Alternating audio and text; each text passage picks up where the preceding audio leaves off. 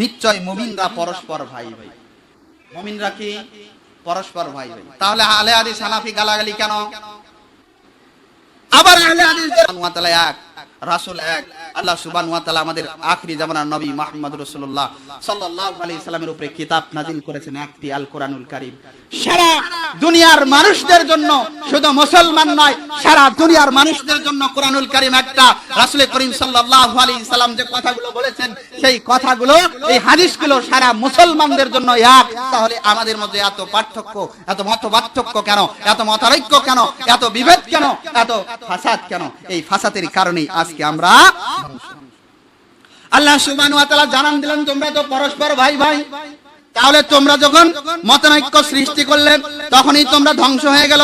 আল্লাহ সুবহানাহু ওয়া তাআলা বললেন যে তোমরা ফাসলিহু বাইনা আখাইকুম, তোমরা কাজেই তোমরা তোমাদের ভাইদের মধ্যে আপোষ মীমাংসা করে দাও, আপোষ আর মীমাংসা করে দাও।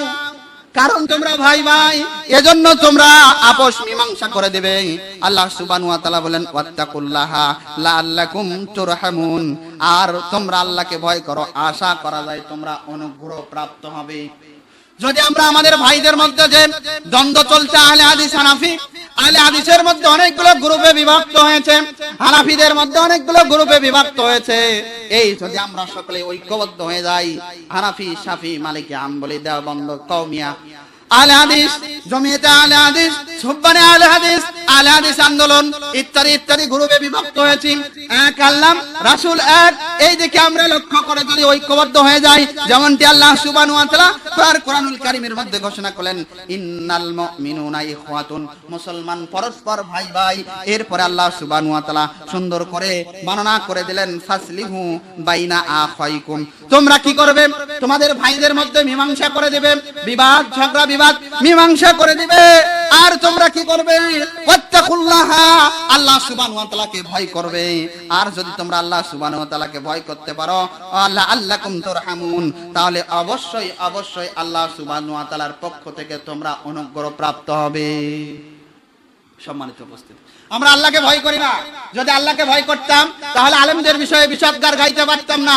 যদি আমরা আল্লাহকে ভালোবাসতাম তাহলে যারা নবী রাসূলের ওয়ারিসাতুল আম্বিয়া, আইয়ামে মাসাজিদিন, তাদের বিষয়ে আমরা কখনোই কটূক্তি করতে পারতাম না, তাদের বিষয়ে আমরা গীবত গাইতে পারতাম না।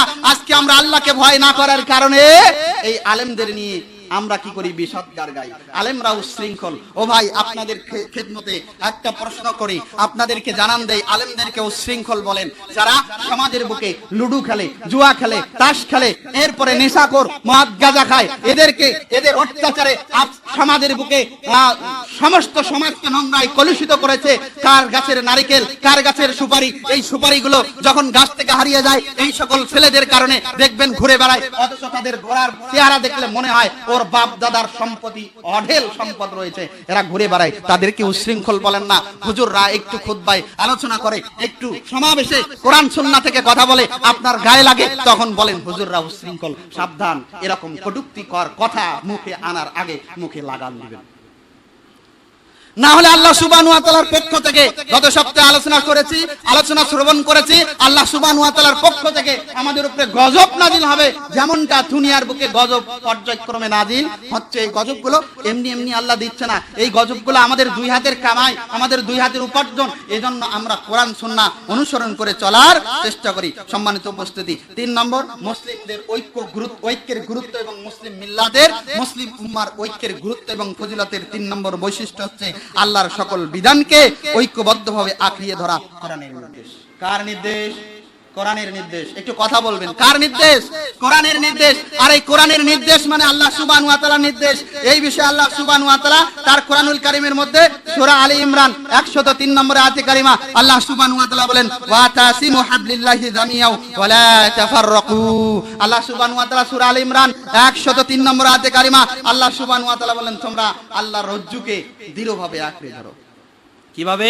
দৃঢ়ভাবে, ঐক্যবদ্ধভাবে আঁকড়িয়ে ধরো। এরপরে আল্লাহ সুবহানাহু ওয়া তাআলা বলেন ওয়ালা তাফাররাকু, তোমরা দলে দলে বিভক্ত হয়ো না, তোমরা দুনিয়ার বুকে বিচ্ছিন্ন হয়ো না। তাহলে আল্লাহ সুবহানাহু ওয়া তাআলার হজ্জকে আল কোরআনুল কারীম, আর এই কোরআনুল কারীম আল্লাহর কথা, আর আল্লাহর কথাগুলোকে আল্লাহ সুবহানাহু ওয়া তাআলা রাসূলের মাধ্যমে প্রকাশ করেছেন। সেই কথাগুলো হাদিস, সেগুলো আল্লাহর কথা।